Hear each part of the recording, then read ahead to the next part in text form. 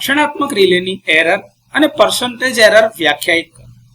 તો રિલેની એરરને જો વ્યાખ્યાયિત કરવી હોય તો એ રીતે કરી શકાય કે રિલેની એરર એટલે કે રિલેના વાસ્તવિક ઓપરેટિંગ મૂલ્ય અથવા તો ઓપરેટિંગ સમય અને ચોક્કસ પરીક્ષણ પરિસ્થિતિઓ હેઠળ તેના પ્રીસેટ સેટિંગ મૂલ્ય અથવા તો સેટિંગનો જે સમય છે એ બે વચ્ચેનો જે ગાણિતીય તફાવત મળે છે એને એરર તરીકે ઓળખવામાં આવે છે. તો એરર એટલે કે ઓપરેટિંગ મૂલ્ય અથવા તો સમય અને સેટિંગ મૂલ્ય અથવા તો સમય આ બંનેનો જે તફાવત તમને મળે છે કિંમતમાં એને આપણે એરર કહીએ છીએ.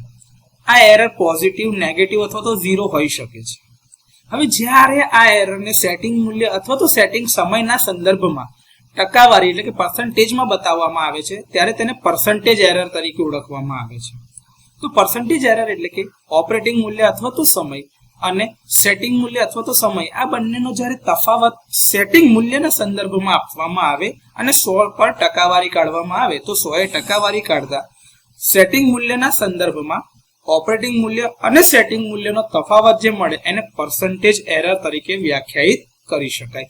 તો આ સૂત્રની મદદથી તમે કોઈ પણ રિલેની એરર ફાઇન્ડ કરી શકો એટલે કે શોધી શકો.